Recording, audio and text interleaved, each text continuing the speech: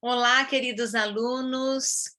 Nossa aula de hoje, então, é potencial de ação, potencial de membrana e transmissão do impulso elétrico. Então, vamos lá. Começando por esse neurônio que está aqui.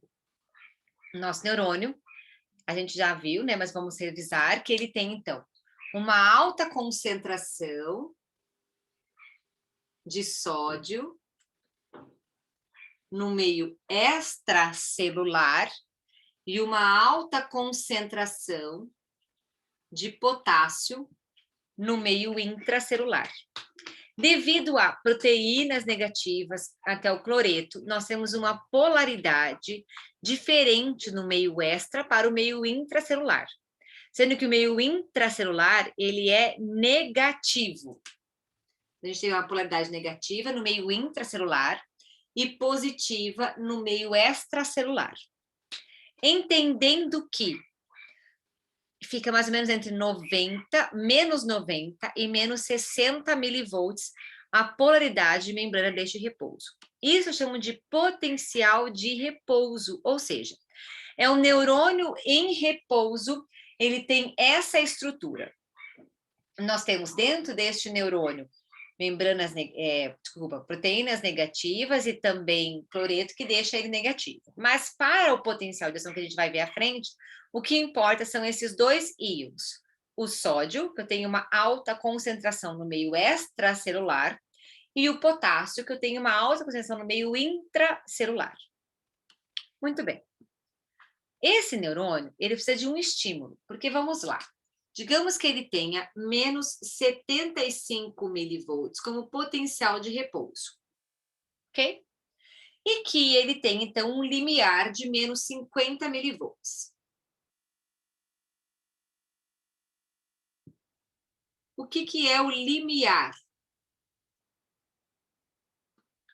O limiar é uma voltagem necessária que o estímulo atinja para que ele possa, então, desencadear o potencial de ação.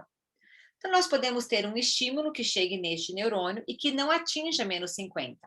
Para quem não entende a carga negativa, então vamos pensar assim. Menos 75, pensa em dívida. Então, eu devo R$ 75 ou R$ 50. Quem deve mais? 75, certo? Então, ele está mais negativo. Em repouso, isso é o potencial de repouso dele. Certo? E o limiar é de menos 50, ou seja, o estímulo precisa atingir precisa subir essa membrana, esse potencial de membrana, tá? Precisa subir essa polaridade da membrana, desculpa, para ser mais correto. Então, tem que atingir essa polaridade da membrana para chegar a menos 50 milivolts, para que então eu tenha um potencial de ação. Existem estímulos que não vão atingir e que então não vão desencadear potencial de ação nenhum e passam despercebidos. Existem estímulos, sim, que são importantes, então vão desencadear. Então, vamos supor que este neurônio recebeu, sim, um estímulo, certo? Que foi importante e que atingiu o limiar. Quando esse estímulo que chega nesse neurônio atinge o limiar, abre-se automaticamente dois canais importantes. O canal de sódio, voltagem dependente, e o canal de potássio, voltagem dependente. Muito bem. O canal, o nome já me diz muito, ó. Canal é uma passagem de que íons? Canal de sódio, então íons de sódio. Voltagem dependente, ou seja, eles dependem da voltagem. Então, é um canal que passa o sódio dependente da voltagem. Qual voltagem? A do limiar. Ou seja, ele vai abrir, como que ele abre? Ele abre quando a polaridade da membrana atinge esse limiar.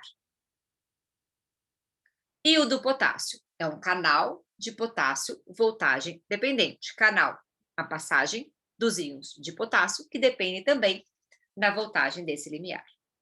Qual a diferença entre eles? Por que é importante entender isso também?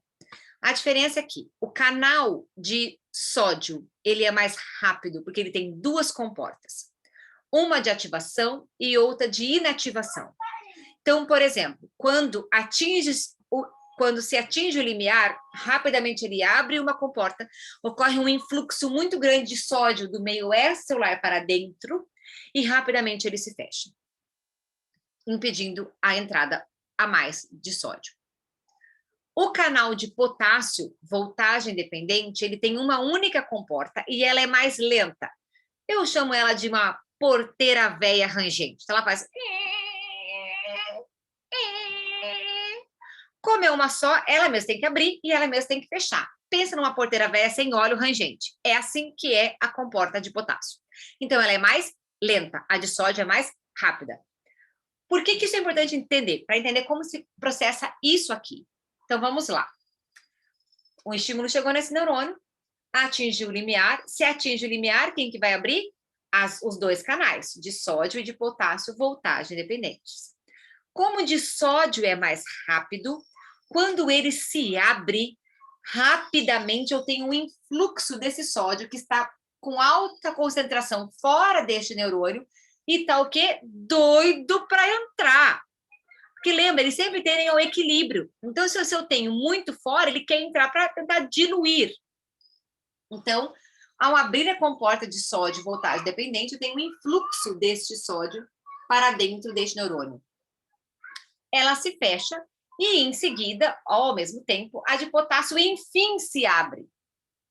Então, o sódio entrou, quando a comporta de sódio fechou, é que a de potássio está terminando de abrir. E aí, sim, eu tenho um efluxo de potássio para esse meio extracelular. Então, agora vamos de novo. O estímulo chegou, atingiu o limiar. Se atingiu o limiar, abrimos os dois canais. Eu tenho um influxo de sódio dentro desse neurônio. O que acontece, então, com a polaridade do neurônio nesse influxo de sódio? Se o sódio é carga positiva, esse neurônio vai ficar como? Recebendo muitas cargas positivas, ele ficará como? Positivo. E o meio extracelular, perdendo carga positiva, tende a ficar mais negativo do que o meio intracelular. O que acontece? O neurônio não consegue ficar assim, então a abertura dos canais de potássio, que acontece juntos, mas realmente eficientemente, se abre só praticamente quando o de sódio se fecha. Eu tenho, então, um efluxo de potássio para tentar regularizar. Saída de carga positiva rápida, por quê? Canal de potássio, mesma história. Eu tenho uma alta concentração no meio intra, então ele quer sair. Então, é um modo rápido do neurônio se reorganizar para voltar a ficar negativo. Então, eu tenho uma alta saída deste potássio, que também é carga positiva, voltando o neurônio à carga negativa. Só que aí nós temos um problema, porque ficou o contrário. Nós temos agora potássio no meio extra e sódio no meio intra. Quem, então, vem para tentar regularizar e reorganizar isso? A bomba de sódio e potássio. Como funciona a bomba de sódio e potássio? Sempre gastando 1 ATP, quando ela funciona, nós temos 3 sódios com 2 potássios. Então, ela pega 3 sódios no meio intra e joga para fora. E pega 2 potássios no meio extra e joga para dentro. Então, seria isso aqui, ó. Ela pega aqui 3 sódios e vai jogar para fora. E os 2 potássios de fora, ela vai jogar para dentro. E assim ela vai funcionando, gastando energia até que ela repolariza, ela hiperpolariza. Deixa até um pouco mais negativo do que o potencial de membrana, para que o neurônio tenha um período refratário que dificulte o novo potencial de ação para ele se reorganizar. Vamos lá. Recapitulando com alguns nomes a mais uma vez.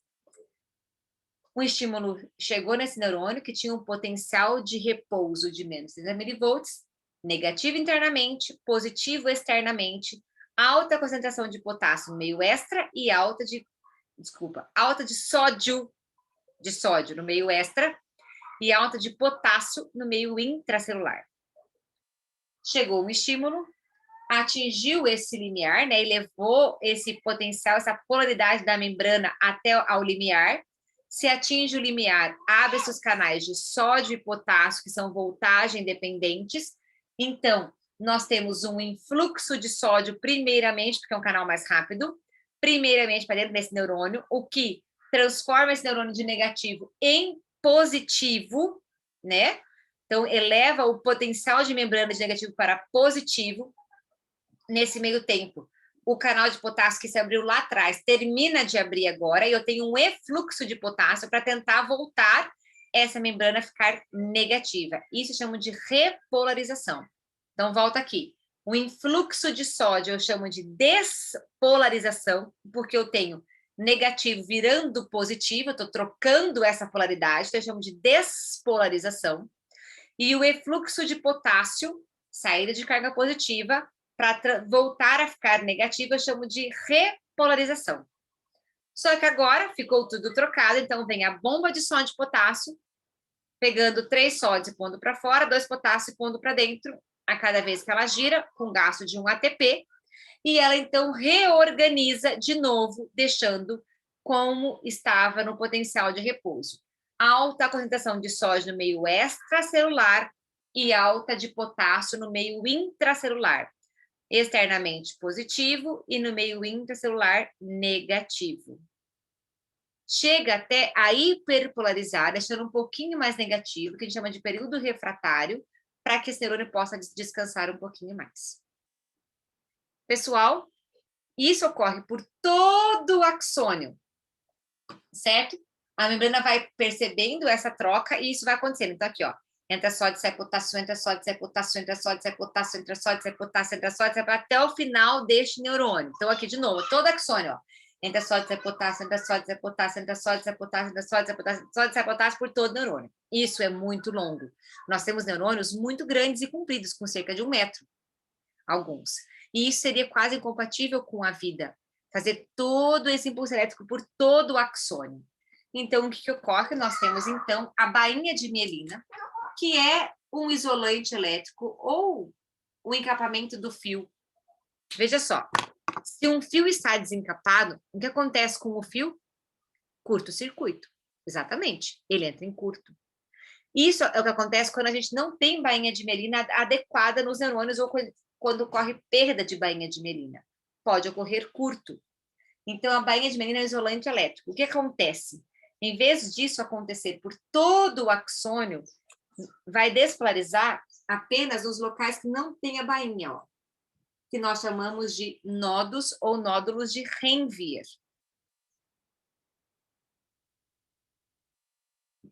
De Ranvier. Então, o impulso elétrico, ele é, na verdade, saltatório. Ele vai saltando, certo? Durante todo o axônio, para que isso seja como? Rápido. Por isso que a gente consegue ter uma transmissão elétrica tão rápida, de você pensar e mexer, por exemplo, o seu pé e você conseguir mexer rapidamente. Então, a bainha de mielina facilita isso, porque ela transforma esse impulso elétrico mais rápido, porque ele ocorre saltatório, apenas nos nódulos de Ranvier. Tudo bem, pessoal, até aqui? A gente se vê na próxima aula. Então, esse é o assunto da nossa aula de hoje. Espero que vocês tenham gostado, tenham conseguido compreender um pouquinho mais desse assunto. Um beijo para vocês. Até a nossa próxima semana, então, que a gente vai ver o nosso próximo assunto, que é sinapse. Tá bom?